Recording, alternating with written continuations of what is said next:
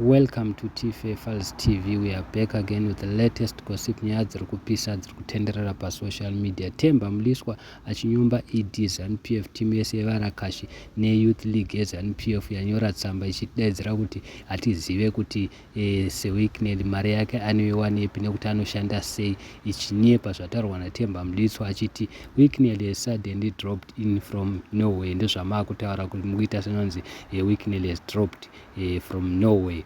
Where were you when he was laundering money and buying silence? Ndozvataurwa nani naTemba Mliswa achiti makuda kuita sezvamuzvizive mamuchitengwa muchipuhwa mari dzekunzi munyarare. Endo zvine kuti chokwadi chabuda pachena maaudios seWicknell achinyatsotaura kuti anodya sei, vanoba sei mari, vanoita sei money laundering, maakurwadziwa, makuda kuwanda. Ndozvataurwa naTemba Mliswa adeedzera kuti we have seen businessmen like Kuda Tagwirei, Tawanda Nyambira, even Philip Chiyangwa. None behaves as this guy. When you have access to certain offices, there is need for specific dignity of the highest order. Ndozvataurwa naTemba Mliswa. Vamwe vanhu vataurawo zvinhu zvakawanda zvakasiyana-siyana. Aripo mumwe munhu auya akati in a normal country Wicknell would have been summoned by the police for questioning over the audios. Mumwe munhu akati the father to my son would have addressed the nation and tendered his resignation. Varidza kudai akatoresigna iye Temba Mliswa